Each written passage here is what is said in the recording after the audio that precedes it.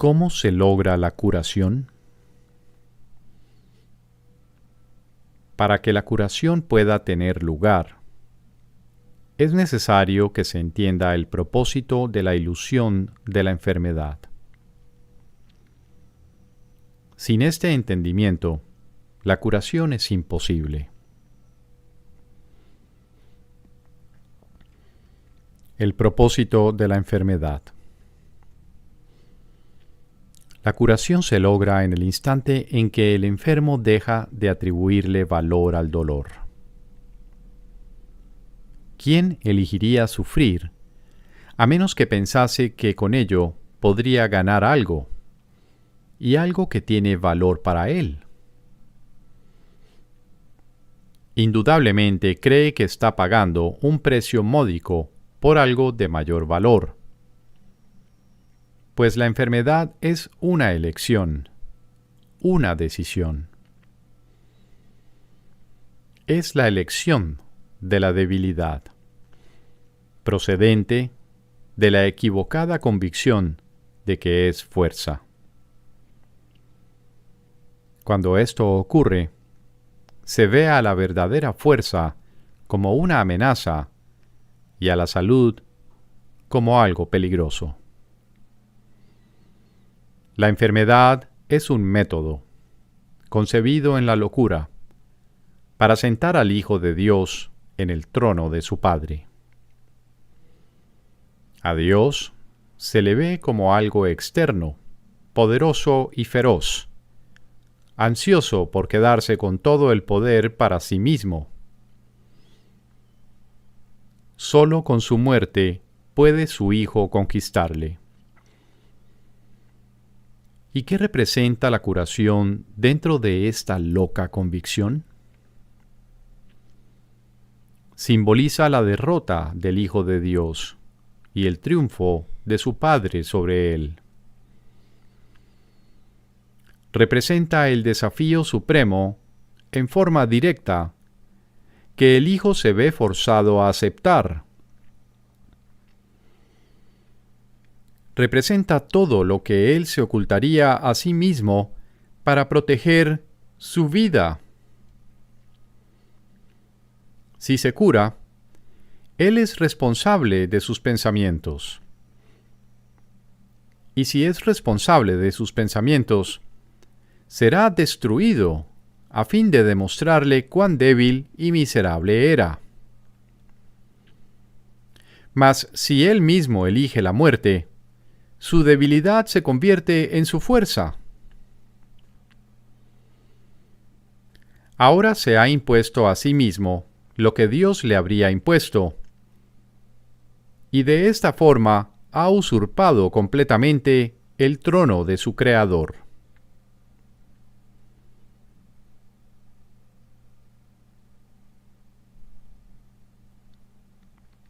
Un cambio de percepción.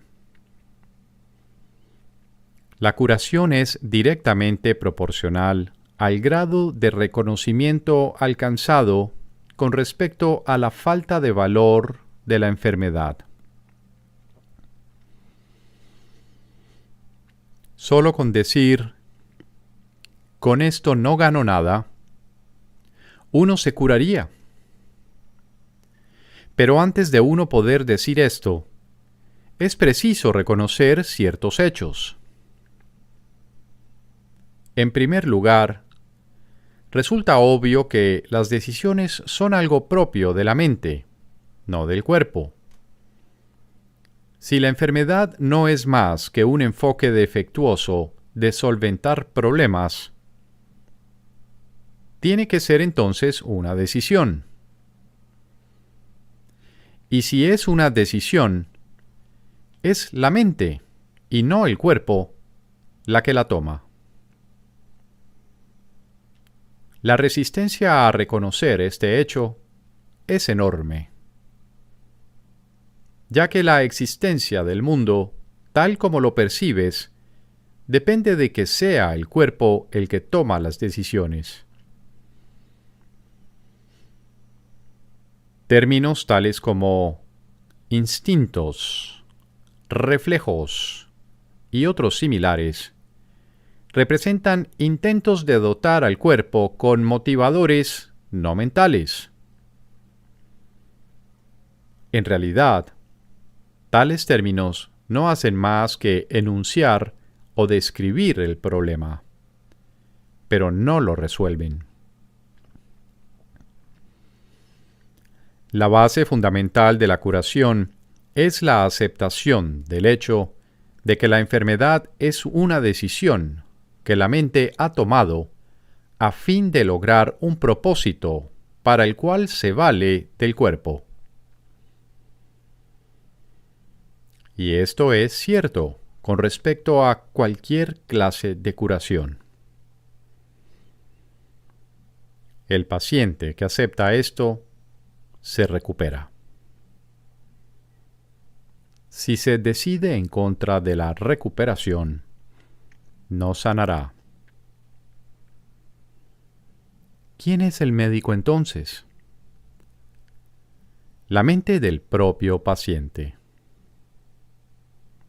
El resultado acabará siendo el que él decida. Agentes especiales parecen atenderle. Sin embargo, no hacen otra cosa que dar forma a su elección. Los escoge con vistas a darle forma tangible a sus deseos.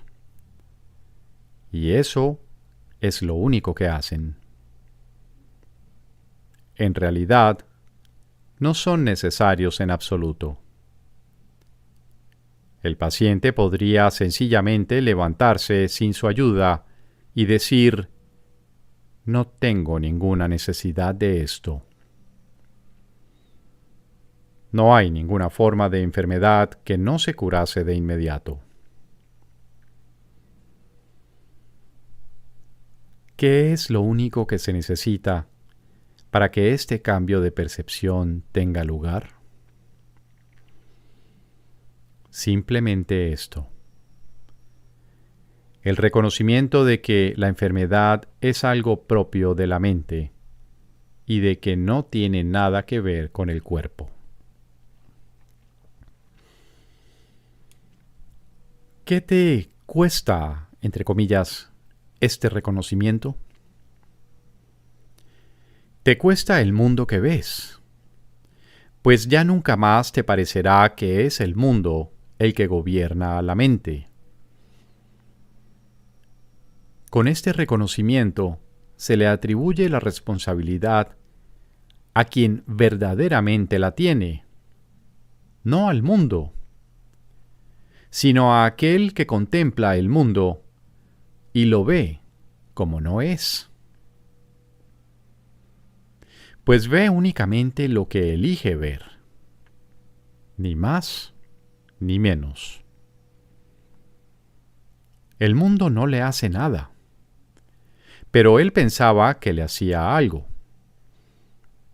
Él tampoco le hace nada al mundo, ya que estaba equivocado con respecto a lo que el mundo era. En esto radica tu liberación de la culpabilidad y de la enfermedad, pues ambas son una misma cosa. Sin embargo, para aceptar esta liberación, la insignificancia del cuerpo tiene que ser una idea aceptable. Con esta idea, el dolor desaparece para siempre. Pero con esta idea desaparece también cualquier confusión acerca de la creación. ¿Cómo podría ser de otra manera? Basta con poner causa y efecto en su verdadera secuencia con respecto a algo para que el aprendizaje se generalice y transforme al mundo. El valor de la transferencia de una idea verdadera no tiene límites ni final. El resultado final de esta lección es el recuerdo de Dios. ¿Qué significado tienen ahora la culpabilidad, la enfermedad, el dolor, los desastres y todos los sufrimientos? Al no tener ningún propósito, no pueden sino desaparecer. Y con ellos desaparecen también todos los efectos que parecían tener. Causa y efecto no son sino una réplica de la creación. Vistos en su verdadera perspectiva, sin distorsiones y sin miedo, reestablecen el cielo. La función del Maestro de Dios. Si el paciente tiene que cambiar de mentalidad para poderse curar, ¿qué puede hacer el Maestro de Dios? ¿Puede cambiar la mentalidad del paciente por él? Desde luego que no. Para aquellos que ya están dispuestos a cambiar de mentalidad, la función del Maestro de Dios no es otra que la de regocijarse con ellos, pues se han convertido en maestros de Dios junto a Él. Con aquellos que no entienden lo que es la curación, no obstante, tiene una función más específica. Estos pacientes no se dan cuenta de que ellos mismos han elegido la enfermedad. Por el contrario, creen que la enfermedad los ha elegido a ellos. No tienen tampoco una mentalidad abierta al respecto.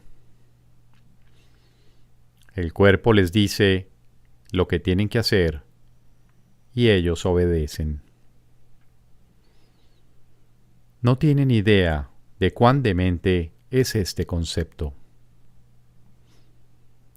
Solo con que lo sospecharan, se curarían. Pero no sospechan nada. Para ellos, la separación es absolutamente real. Los maestros de Dios van a estos pacientes representando otra alternativa que dichos pacientes habían olvidado. La simple presencia del Maestro de Dios les sirve de recordatorio. Sus pensamientos piden el derecho de cuestionar lo que el paciente ha aceptado como verdadero. En cuanto que mensajeros de Dios, los maestros de Dios son los símbolos de la salvación. Le piden al paciente que perdone al Hijo de Dios en su nombre. Representan la alternativa. Con la palabra de Dios en sus mentes, vienen como una bendición. No para curar a los enfermos, sino para recordarles que hay un remedio que Dios les ha dado ya. No son sus manos las que curan. No son sus voces las que pronuncian la palabra de Dios, sino que dan sencillamente lo que se les ha dado y exhortan dulcemente a sus hermanos a que se aparten de la muerte. He aquí, Hijo de Dios, lo que la vida te puede ofrecer. ¿Prefieres elegir la enfermedad en su lugar?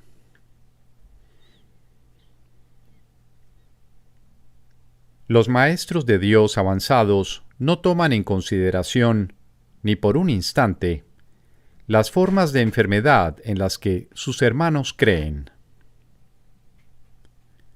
Hacerlo sería olvidar que todas ellas tienen el mismo propósito y que, por lo tanto, no son en modo alguno diferentes.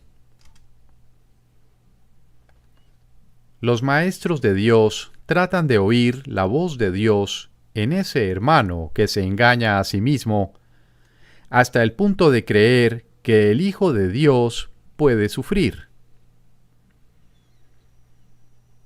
Y le recuerdan que Él no se hizo a sí mismo y que aún es tal como Dios lo creó. Los maestros de Dios reconocen que las ilusiones no pueden tener efectos.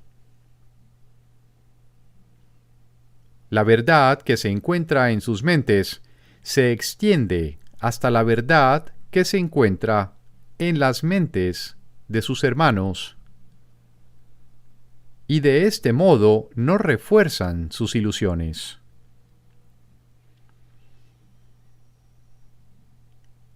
Así éstas se llevan ante la verdad.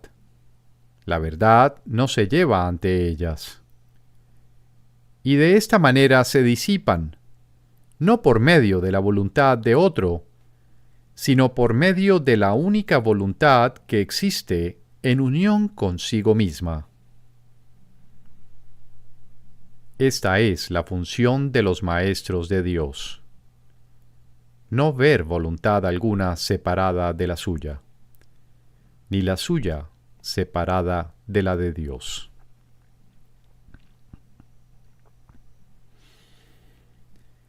¿Tiene siempre lugar la curación? Sí.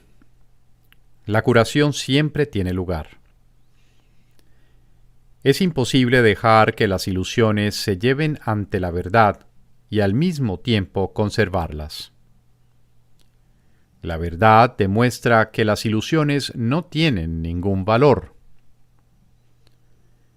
El Maestro de Dios ha visto la corrección de sus propios errores en la mente del paciente, al reconocerla como lo que es.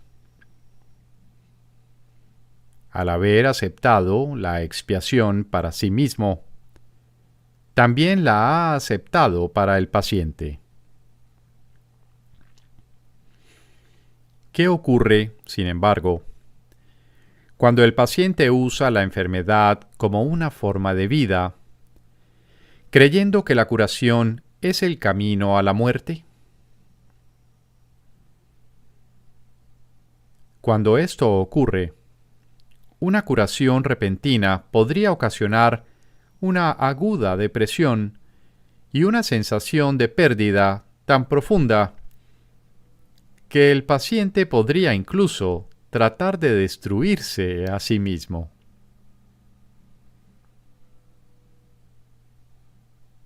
No teniendo nada por lo que vivir, podría incluso pedir la muerte. Por su propio bien, pues, la curación tiene que esperar. La curación se hará a un lado siempre que pueda percibirse como una amenaza. En el instante en que se le da la bienvenida, ahí está. Donde quiera que se haya ofrecido una curación, ésta se recibirá. ¿Y qué es el tiempo ante los regalos de Dios? Nos hemos referido en muchas ocasiones en el texto a los tesoros que se ofrecen equitativamente, tanto para el que da los regalos de Dios como para el que los recibe. Ni uno solo se pierde, pues solo pueden multiplicarse. Ningún maestro de Dios debe sentirse decepcionado si, habiendo ofrecido una curación, parece como si ésta no se hubiese recibido. No es su función juzgar cuándo debe aceptarse su regalo. Que tenga por seguro que ha sido recibido y que no ponga en duda que será aceptado cuando se reconozca que es una bendición y no una maldición. La función de los maestros de Dios no es evaluar el resultado de sus regalos. Su función es simplemente darlos. Una vez que los han dado también el resultado, puesto que ello es parte del regalo.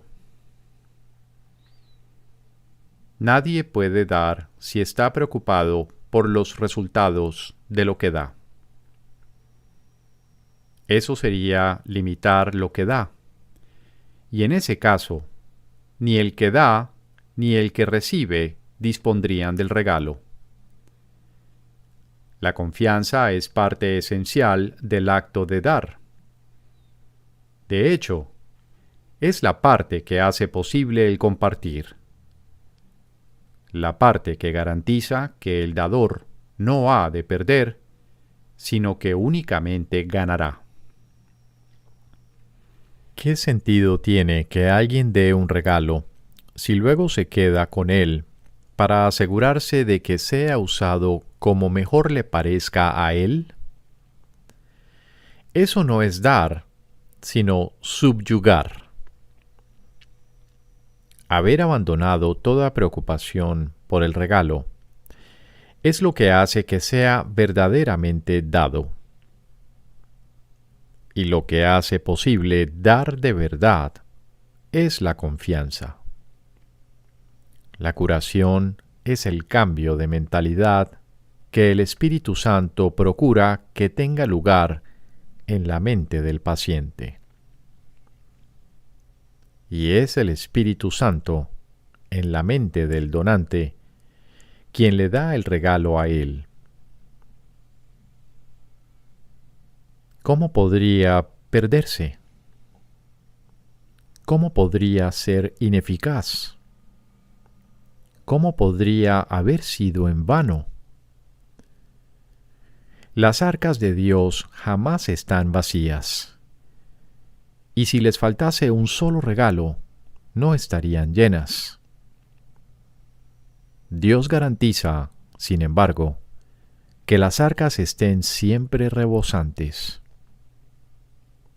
¿Por qué habría de preocuparse, entonces, un maestro de Dios por lo que sucede con sus regalos? Al ser Dios quien se los da a sí mismo, ¿quién iba a dejar de recibirlo todo en este intercambio santo?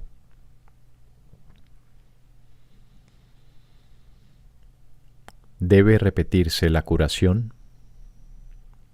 En realidad, esta pregunta se contesta a sí misma. La curación no puede repetirse. Si el paciente se ha curado, ¿qué queda por curar? Y si la curación siempre tiene lugar, como ya hemos dicho, ¿qué es lo que hay que repetir? Si un maestro de Dios se sigue preocupando por el resultado de una curación, no hace sino limitarla. Ahora es la mente del mismo maestro de Dios la que necesita ser curada. Y esto es lo que él debe facilitar. Ahora el paciente es él.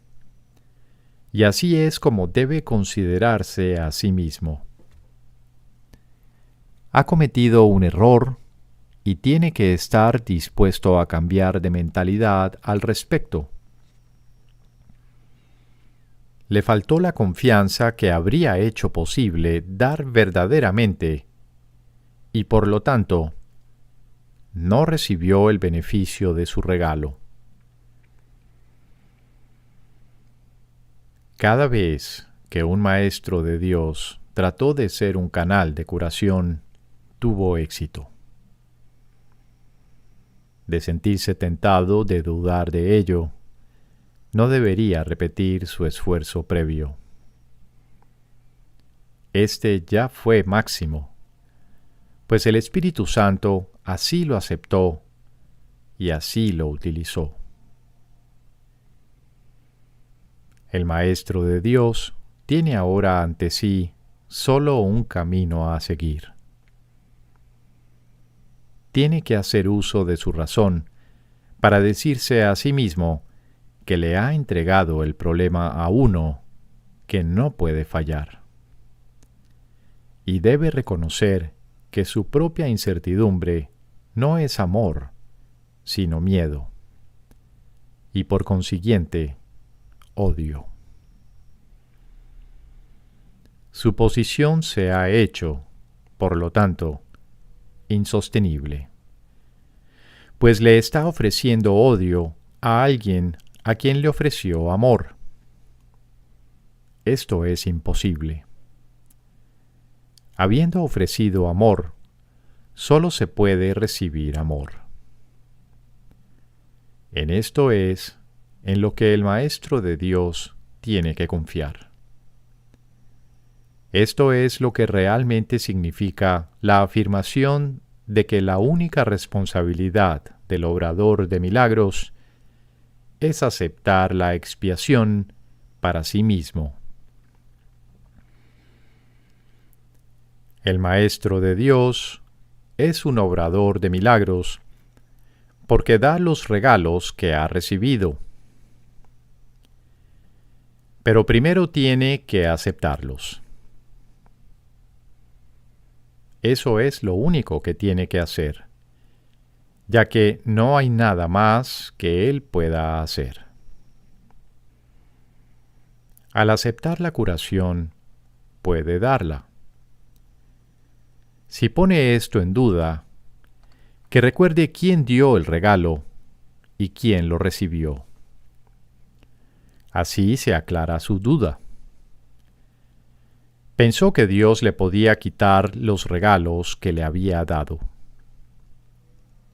Eso fue un error, pero es un error que no vale la pena conservar. Y por lo tanto, lo único que el Maestro de Dios puede hacer es reconocerlo como tal y permitir que sea corregido. Una de las tentaciones más difíciles de reconocer es que dudar de la curación debido a que los síntomas siguen estando presentes es un error que se manifiesta en forma de falta de confianza. Como tal, es un ataque. Normalmente parece ser justamente lo contrario. No parece razonable en un principio que se nos diga que preocuparnos continuamente es un ataque. Tiene todas las apariencias de ser amor. Mas el amor sin confianza es imposible, ya que la duda y la confianza no pueden coexistir. Y el odio es lo opuesto al amor, sea cual sea la forma en que se manifieste. No dudes del regalo, y te será imposible dudar de sus resultados.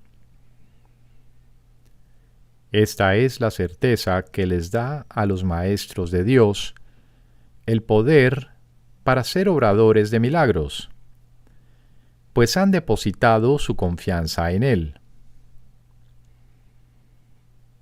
Dudar de uno mismo es la causa fundamental de que se dude del resultado de cualquier problema que se le haya entregado al Maestro de Dios para que lo resuelva. Y eso implica necesariamente que se ha puesto la confianza en un ser ilusorio, ya que sólo de un ser así se puede dudar. Esta ilusión puede adoptar muchas formas. tal vez temor a ser débil y vulnerable, tal vez miedo a fracasar y a sentirse avergonzado en conexión con un sentimiento de ineptitud.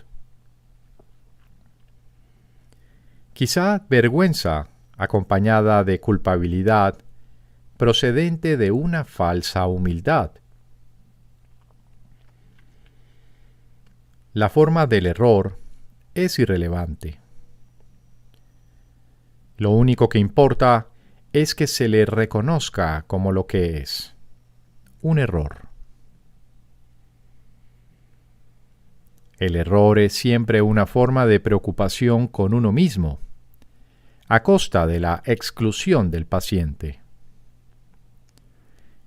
Es no reconocer al paciente como parte del verdadero ser, lo cual representa, por lo tanto, una confusión de identidad.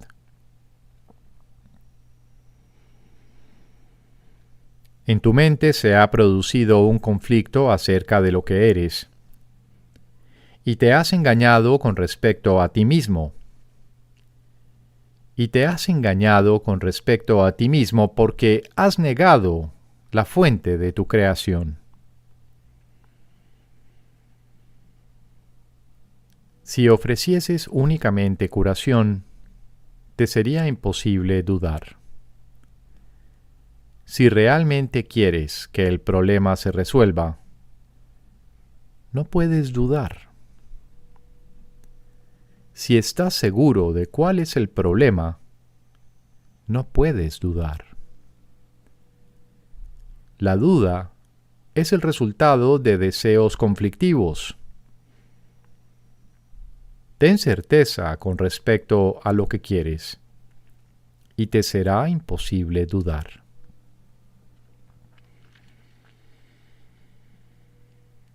¿Cómo puede evitarse la percepción de grados de dificultad?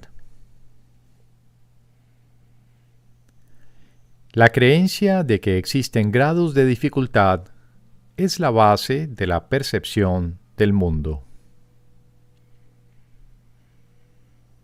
Dicha creencia se basa en diferencias,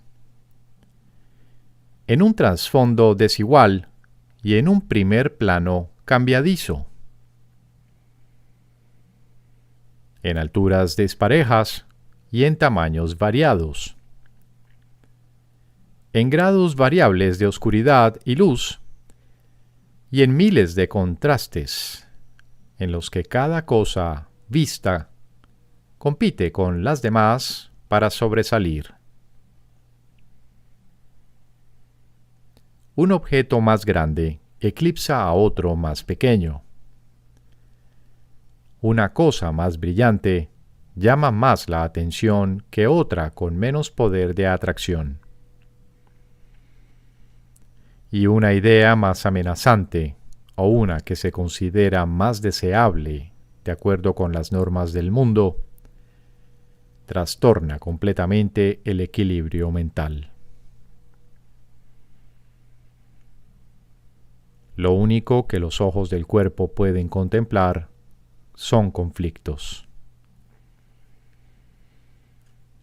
No recurras a ellos en busca de paz y entendimiento. Las ilusiones son siempre ilusiones de diferencias. ¿Cómo podría ser de otra manera? Una ilusión es por definición un intento de que algo que se considera de suma importancia sea real, si bien se reconoce que es falso.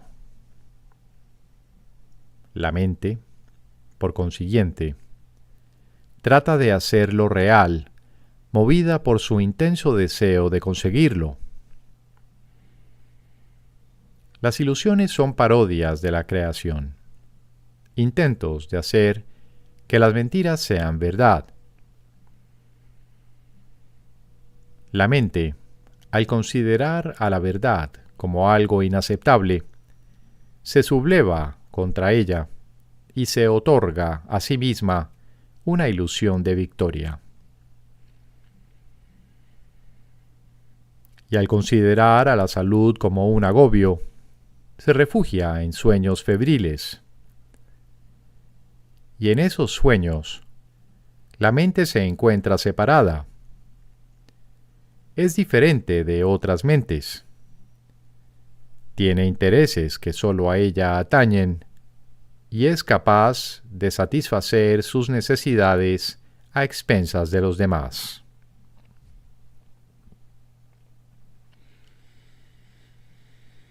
¿De dónde surgen todas estas diferencias? Ciertamente parecen encontrarse en el mundo exterior. Sin embargo, no hay duda de que es la mente la que juzga lo que los ojos contemplan, la que interpreta los mensajes que le transmiten los ojos y la que les adjudica significado, entre comillas. Este significado, no obstante, no existe en el mundo exterior. Lo que se considera la realidad, entre comillas, es simplemente lo que la mente prefiere. La mente proyecta su propia jerarquía de valores al exterior y luego envía a los ojos del cuerpo a que la encuentren. Estos jamás podrían ver excepto a base de contrastes. Mas la percepción no se basa en los mensajes que los ojos traen. La mente es la única que evalúa sus mensajes, y por lo tanto, solo ella es responsable de lo que vemos. Solo la mente decide si lo que vemos es real o ilusorio, deseable o indeseable, placentero o doloroso. En las actividades de selección y categorización que la mente lleva a cabo, es donde se producen los errores de percepción. Y ahí es donde debe efectuarse la corrección. La mente clasifica aquello de lo que los ojos del cuerpo le informan, de acuerdo con sus valores preconcebidos, y determina cuál es el lugar más apropiado para cada dato sensorial. ¿Qué base podría ser más defectuosa que esta? Sin darse cuenta de ello, ha pedido que se le proporcione lo que se ajusta a esas categorías. Y una vez que ha hecho esto, concluye que las categorías no pueden sino ser ciertas. Esta es la base de todos los juicios que establecen diferencias, porque los juicios que el mundo emite descansan sobre ella. ¿Cómo se iba a poder depender de este razonamiento, entre comillas, confuso y absurdo? No puede haber grados de dificultad en la curación por el simple hecho de que toda enfermedad es una ilusión. ¿Sería acaso más difícil desvanecer la creencia que tiene un demente en una alucinación mayor que la que tiene en una más pequeña? ¿Podría reconocer más rápidamente la irrealidad de una voz estridente que la de una voz agradable? ¿Desecharía más fácilmente una orden para que mate que se le pide con un susurro que una que se le pide a gritos? ¿Y afectaría el número de tridentes que tienen los diablos que él ve la credibilidad de estos en su percepción? Su mente ha calificado todas esas ilusiones de reales, y por lo tanto, son reales para él. Cuando se dé cuenta de que no son más que ilusiones, desaparecerán. Y lo mismo ocurre con la curación. Las propiedades de las ilusiones que hacen que éstas parezcan diferentes entre sí son realmente irrelevantes, pues sus propiedades son tan ilusorias como ellas mismas. Los ojos del cuerpo continuarán viendo diferencias, pero la mente, que se ha permitido a sí misma ser curada, dejará de aceptarlas. Habrá quienes parezcan estar más enfermos, entre comillas, que otros. Y los ojos del cuerpo informarán, como antes, de los cambios que se produzcan en su aspecto. Mas la mente curada los clasificará a todos de la misma manera, como irreales. Este es el don de su maestro, el entendimiento de que, al clasificar los mensajes que la mente recibe de lo que parece ser el mundo externo, solo dos categorías son significativas, y de estas, solo una es real. De la misma manera en que la realidad es completamente real, independientemente de los conceptos de tamaño, forma, tiempo o lugar, pues no pueden existir diferencias en ella. Así también las ilusiones carecen de distinciones. La única respuesta para cualquier clase de enfermedad es la curación. La única respuesta para cualquier clase de ilusión es la verdad.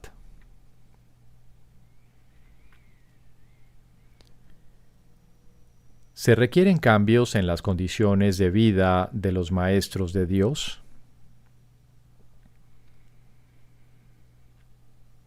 Donde se requieren cambios es en las mentes de los maestros de Dios. Esto puede entrañar o no cambios en las condiciones externas.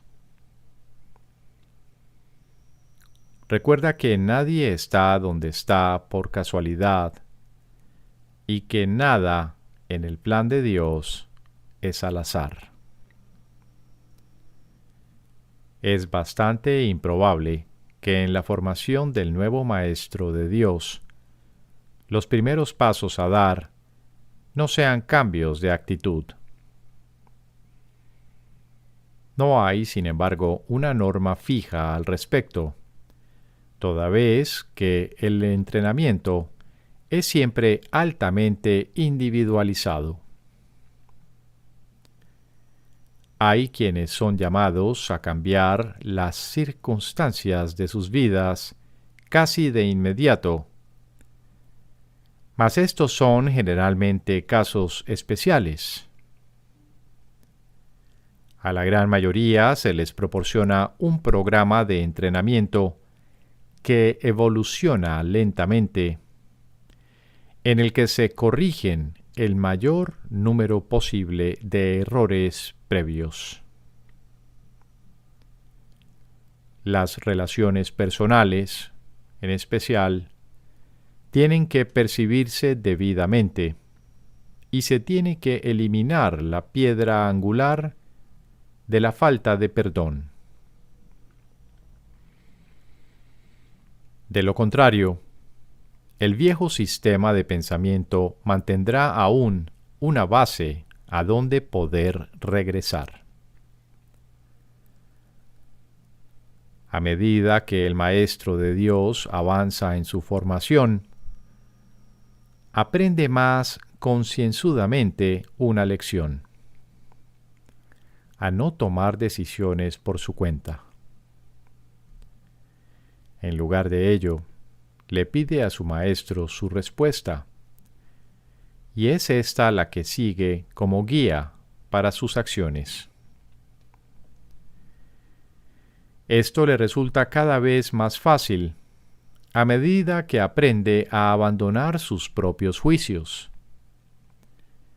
Abandonar todo juicio, el requisito previo para poder oír la voz de Dios, es normalmente un proceso bastante lento, no porque sea difícil, sino porque se tiende a percibir como una afrenta.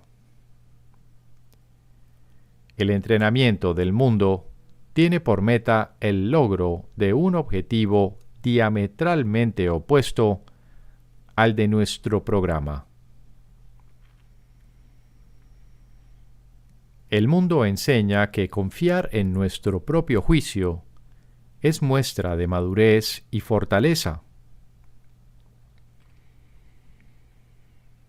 Nuestro programa enseña que abandonar todo juicio es la condición necesaria para la salvación.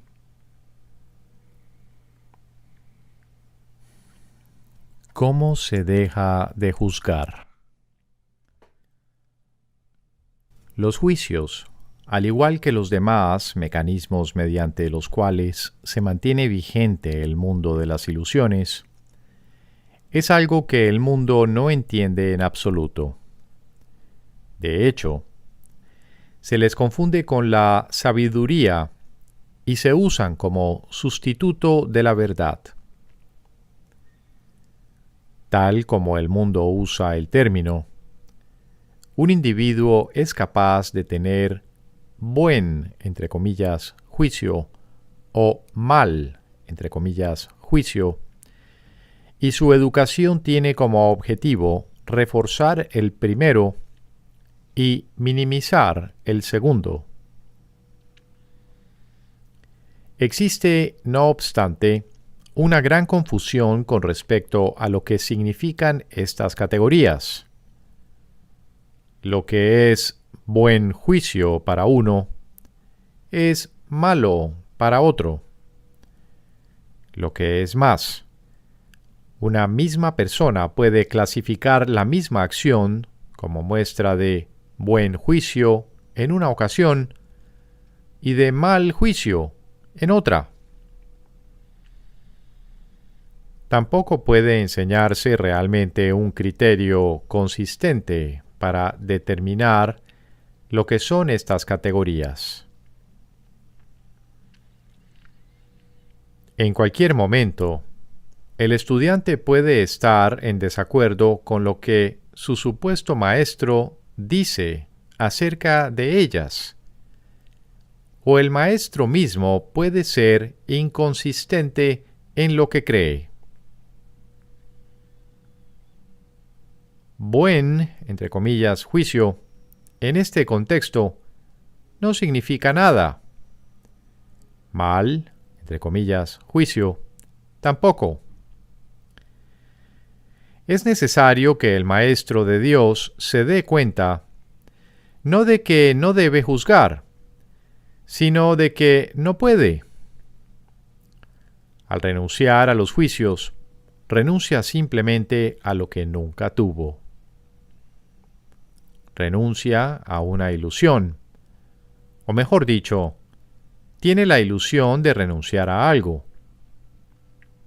En realidad, simplemente se ha vuelto más honesto.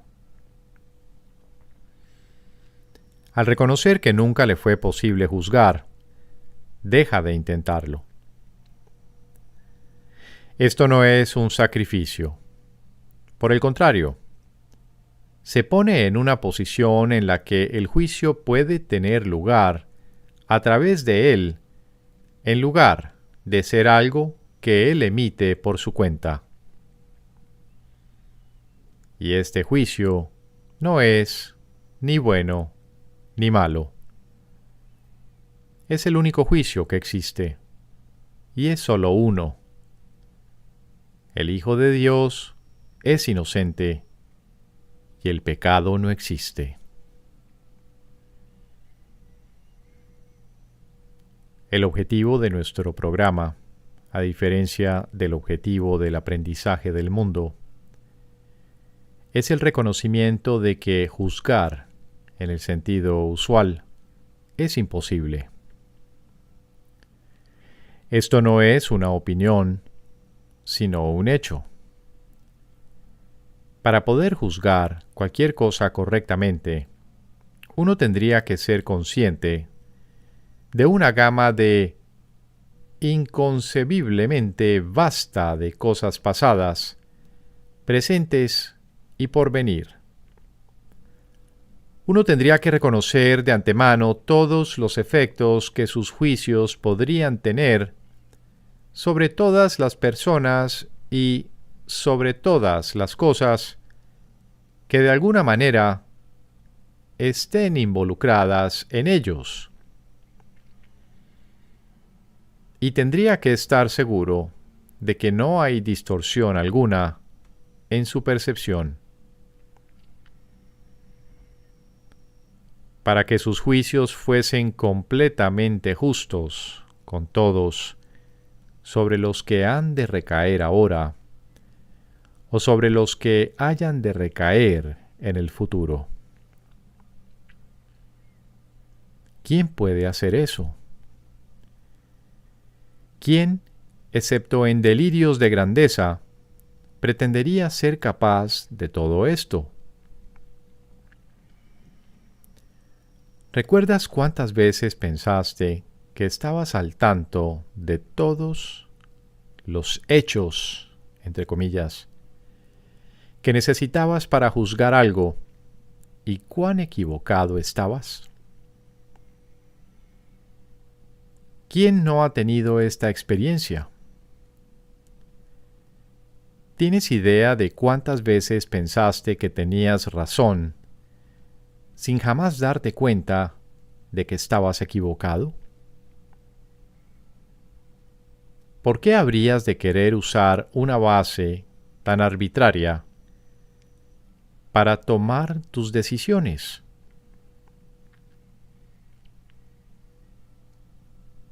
Formar juicios no es muestra de sabiduría. La renuncia a todo juicio lo es. Forma, pues, un solo juicio más. Y es este. Hay alguien a tu lado cuyo juicio es perfecto.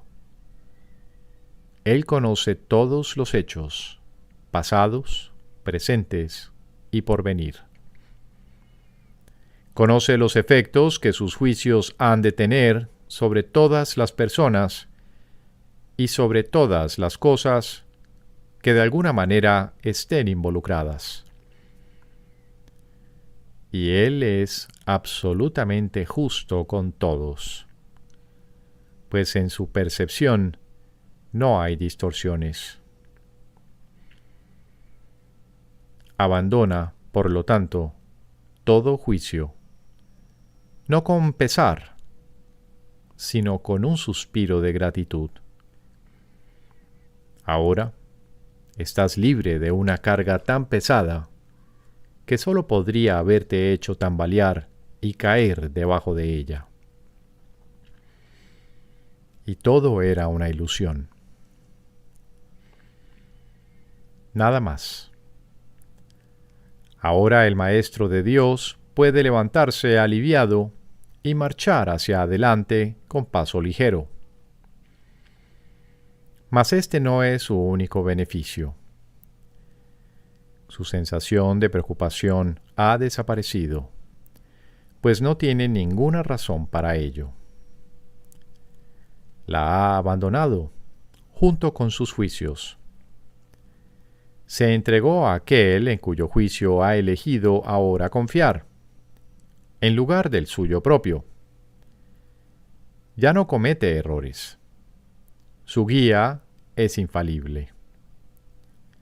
Y donde vino a juzgar, ahora va a bendecir. Donde ahora ríe, antes venía a llorar. No es difícil renunciar a los juicios. Lo que sí es difícil es aferrarse a ellos. El Maestro de Dios los abandona gustosamente en el instante en que reconoce su costo. Toda la fealdad que ve a su alrededor es el resultado de ellos, al igual que todo el dolor que contempla. De los juicios se deriva toda soledad y sensación de pérdida, el paso del tiempo y el creciente desaliento, la desesperación enfermiza y el miedo a la muerte. Y ahora, el Maestro de Dios sabe que todas esas cosas no tienen razón de ser. Ni una sola es verdad. Habiendo abandonado su causa, todas ellas se desprenden de él, ya que nunca fueron sino los efectos de su elección equivocada. Maestro de Dios, este paso te brindará paz. ¿Cómo iba a ser difícil anhelar solo esto? ¿Es posible la paz en este mundo? Esta es una pregunta que todo el mundo debe hacerse. Es verdad que la paz no parece ser posible aquí. Sin embargo, la palabra de Dios promete otras cosas que, al igual que esta, parecen imposibles. Su palabra ha prometido paz. Ha prometido también que la muerte no existe, que la resurrección tendrá lugar y que el renacimiento es la herencia del hombre. El mundo que ves no puede ser el mundo que Dios ama. Y sin embargo, su palabra nos asegura que Él ama al mundo. La palabra de Dios ha prometido que aquí es posible la paz. Y lo que Él promete no puede ser imposible. Mas es cierto que hay que contemplar el mundo de otra manera, si es que se han de aceptar sus promesas. Lo que el mundo es, ya ha sido determinado. Tú no puedes elegir lo que debe ser, pero sí puedes elegir cómo lo quieres ver. De hecho, eso tienes que elegirlo.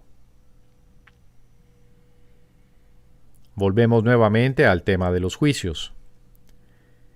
Esta vez, pregúntate qué es más probable que sea verdad, tus juicios o la palabra de Dios. Pues ambos afirman cosas diferentes acerca del mundo, y tan opuestas que no tiene objeto tratar de reconciliarlas. Dios ofrece salvación al mundo. Tus juicios quieren condenarlo. Dios afirma que la muerte no existe. Tu juicio ve a la muerte como el final inevitable de la vida. La palabra de Dios te asegura que Él ama al mundo. Tus juicios afirman que el mundo no es digno de ser amado.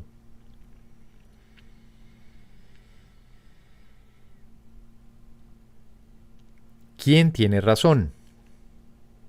Pues uno de los dos tiene que estar equivocado. No puede ser de otra manera. El texto explica que el Espíritu Santo es la respuesta a todos los problemas a los que tú has dado lugar. Estos problemas no son reales, pero eso no significa nada para los que creen en ellos. y todo el mundo cree en lo que ha hecho, pues lo hizo creyendo en ello. A esta extraña y paradójica situación, que no tiene sentido ni significado, de la cual, no obstante, no parece que haya forma de escaparse, Dios ha enviado su juicio para reemplazar al tuyo. Con gran ternura, su juicio sustituye al tuyo. Y por medio de esa sustitución, lo incomprensible se vuelve comprensible. ¿Es posible la paz en este mundo? En tu juicio no lo es, ni lo será nunca. Pero en el juicio de Dios, lo único que se refleja aquí es paz. La paz es imposible para los que ven conflictos e inevitable para los que ofrecen paz. ¿Cuán fácilmente, pues, te puedes escapar del juicio que tienes acerca del mundo? No es el mundo lo que hace que la paz parezca imposible. El mundo que ves es lo que es imposible. No obstante, el juicio de Dios acerca de este mundo distorsionado lo ha redimido y preparado para que le dé la bienvenida a la paz. Y la paz desciende sobre él en jubilosa respuesta. Ahora la paz puede estar aquí, ya que ha entrado un pensamiento de Dios. ¿Qué otra cosa sino un pensamiento de Dios podría trocar el infierno en cielo solo por ser lo que es?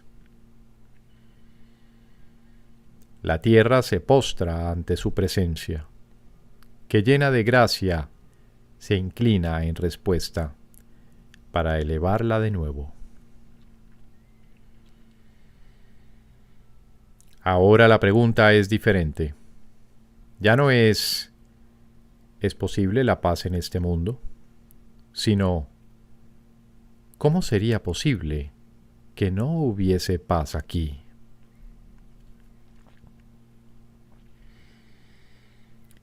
¿Cuántos maestros de Dios se necesitan para salvar al mundo? La respuesta a esta pregunta es uno solo. Un maestro absolutamente perfecto que haya completado su aprendizaje es suficiente.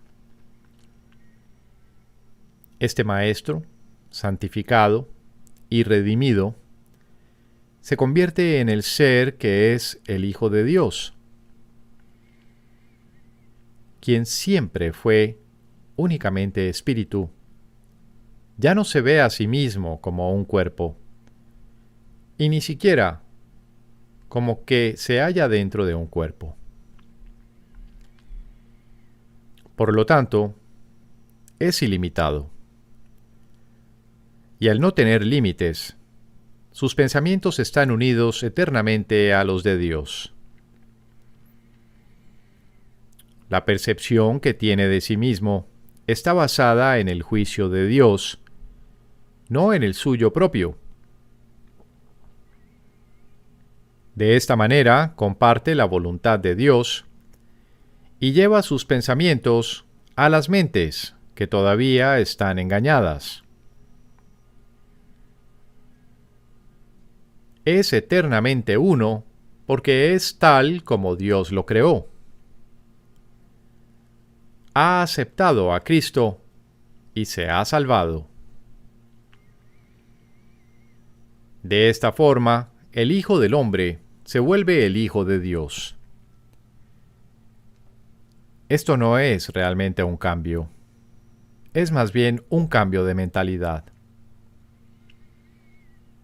Nada externo cambia, pero todo lo interno refleja ahora únicamente el amor de Dios. ya no hay que temer a Dios, pues la mente no ve ninguna razón para el castigo.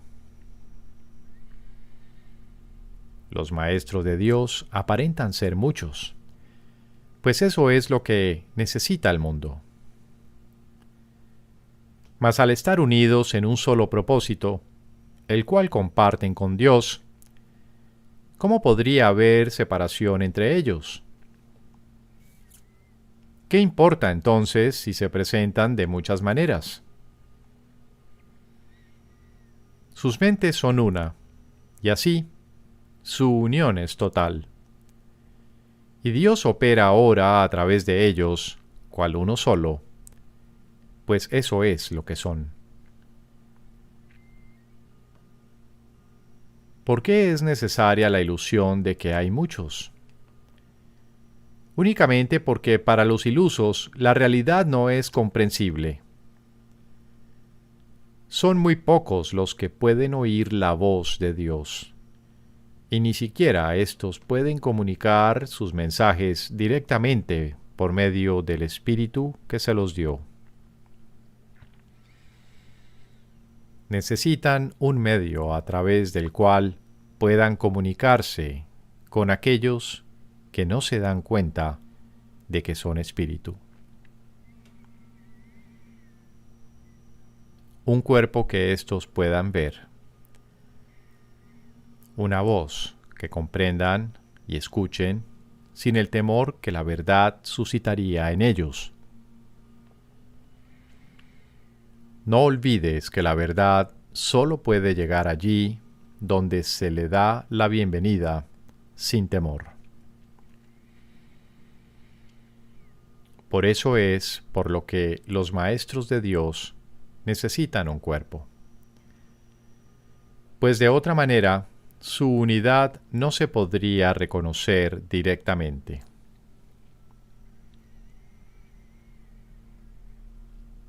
Lo que convierte a los maestros de Dios en maestros es su reconocimiento del verdadero propósito del cuerpo.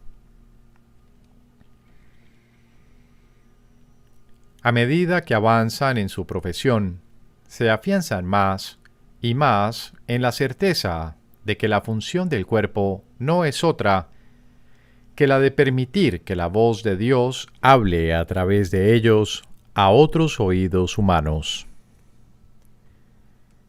Estos oídos llevarán a la mente del oyente mensajes que no son de este mundo, y la mente entenderá debido a su origen. Como resultado de este entendimiento, este nuevo maestro de Dios reconocerá cuál es el verdadero propósito del cuerpo,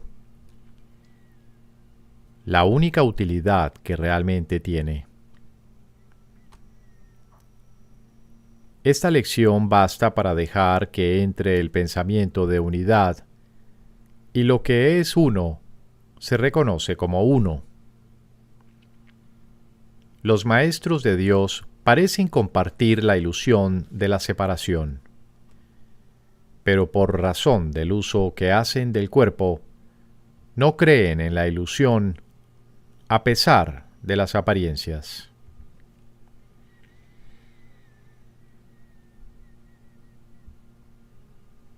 La lección fundamental es siempre esta: el cuerpo se convertirá para ti en aquello para lo que lo uses.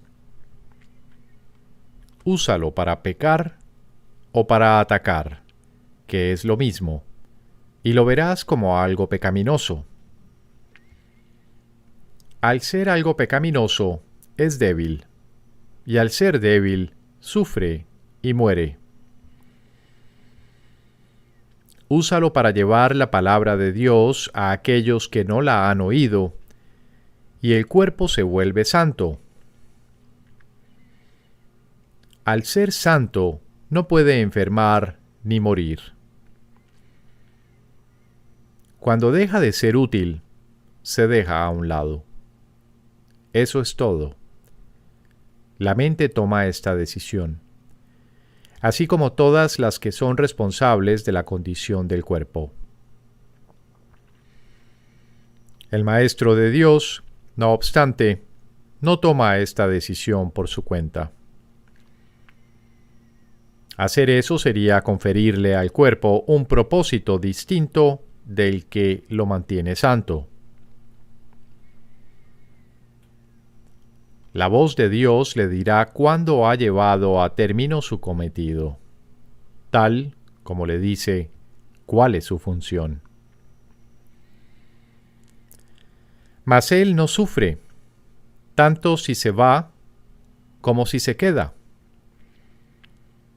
Ahora es imposible que pueda enfermar. La unicidad y la enfermedad no pueden coexistir. Los maestros de Dios eligen ver sueños por un tiempo. Es una elección consciente, pues han aprendido que toda elección se hace conscientemente, con pleno conocimiento de sus consecuencias.